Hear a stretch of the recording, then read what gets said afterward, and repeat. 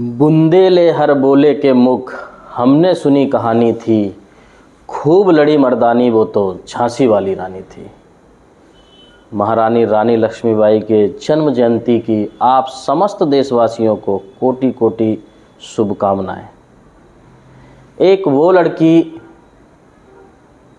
जो इस धरती पर जन्म लेती है 19 नवंबर 1828 को। जन्म के समय क्या कोई ये कह सकता है कि आगे चलकर ये लड़का ये लड़की इस तरीके की गाथा लिखेगी जो इतिहास के पन्नों पर सदैव सदैव के लिए एक गवाह बन जाएगी इस धरती माता के आज़ादी के लिए। अंग्रेज़ों का वो शासनकाल जो शायद पूरी दुनिया जानती होगी और हर भारतवासी आज भी उस क्षण को हर पल कहीं ना कहीं याद करते होंगे। लेकिन वो वक्त जब रानी लक्ष्मीबाई ने जन्म लिया वाराणसी में, क्या कोई जानता था कि रानी लक्ष्मीबाई को झांसी की रानी के नाम से जाना जाएगा। वो एक छोटी सी नन्ही परी एक वीरांगना बन जाएगी और एक ऐसी गाथा लिखेगी जो शायद सदियों सदियों तक हर किसी की जुबान पर कायम रहे।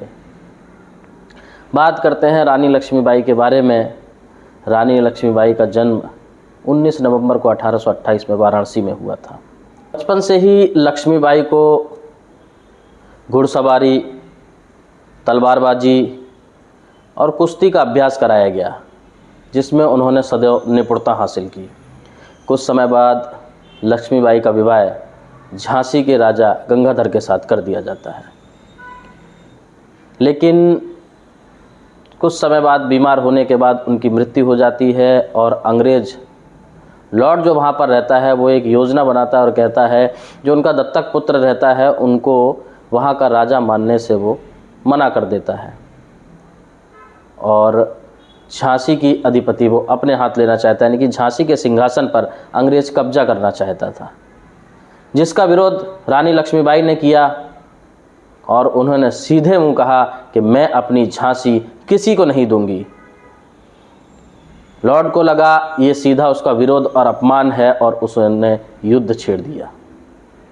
1858 में रानी लक्ष्मीबाई ने अंग्रेज़ों को लोहे के चने चबवा दिए। झांसी से लेकर ग्वालियर तक अंग्रेज़ों को मारा, खदेड़ा और लहूलुहान वो वीरांगना रानी लक्ष्मीबाई 18 जून 1958 को सदैव सदैव के लिए वीर गति को प्राप्त हो गई। लेकिन कहते हैं कभी भी वीर मरते नहीं, वो सदैव दिलों में, देश की हवा में, देश की मिट्टी में, देश के पानी में सदैव जीवित रहते हैं। वो रानी लक्ष्मीबाई एक संदेश देकर गई इस देश को कि देशभक्ति की कोई उम्र नहीं होती, दिल में अगर जज्बा हो तो उम्र नहीं देखा जाता। लेकिन आज के समय में देशभक्ति फेसबुक, इंस्टा, ट्विटर, व्हाट्सएप इन सभी अकाउंटों पर रहकर सिमट गई है। देश के अंदर कोई भी किसी भी तरीके की घृतक कार्य करता रहे, गद्दारी करता रहे, लोग सिर्फ रील्स और मीम्स बनाने में बिजी हैं। रानी लक्ष्मीबाई एक संदेश देकर गई जो शायद आज के समय में हर किसी को समझना, सोचना और करना भी चाहिए। आप जब इस धरती पर जन्म लेते हैं तो सर्वप्रथम आप धरती माता की संतान होते हैं, जिसका जीता जागता उदाहरण रानी लक्ष्मीबाई ने दिया। आपके लिए सर्वप्रथम देश होना चाहिए, आपका राष्ट्र होना चाहिए, उसके बाद दूसरा कोई कार्य, संगठन, समाज, क्योंकि ये देश आपकी धरोहर है। इस देश के लिए आपको अगर मरना भी पड़े तो आप मृत्यु को पाकर भी सदैव सदैव के लिए इतिहास में अमर और अजर हो जाएंगे। आज रानी लक्ष्मीबाई इस दुनिया में नहीं है, लेकिन उनकी गाथाएं, उनकी कहानियाँ हर नन्हे बच्चे से लेकर बुजुर्ग तक सुनते और सुनाते हैं।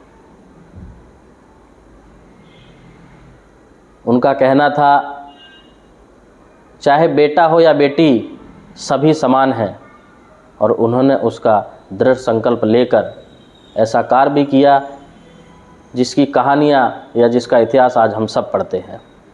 लेकिन आज के समय में जिस तरीके से स्त्रियां या लड़कियां अर्धनंग अवस्था में यानी कि वेस्टर्न कल्चर या आधे कपड़ों में घूमती हैं, माता पिता उनके शायद बहुत गर्व महसूस करते होंगे, लेकिन कहीं ना कहीं ये देश हित के लिए, समाज संस्कार संस्कृति ये बिल्कुल सही नहीं है।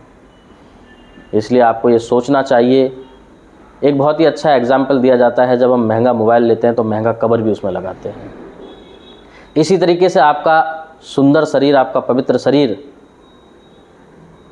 जो दिखाने के लायक नहीं, ढकने के लायक होता है, और उसके लिए कपड़े बनाए गए हैं। समाज बहुत समझदार है, कहीं ना कहीं समाज को फिर से एक बार जागरूक होना। देश का माहौल लगातार बिगड़ते जा रहा है। पहले अंग्रेज़ थे, अब देश के अंदर बैठे हुए गद्दार हैं, जो कहीं ATS जिनको पकड़ते हैं, कहीं वो दिल्ली में ब्लास्ट करते हैं। इस तरीके की घटनाएं देश के अंदर होती रहती हैं।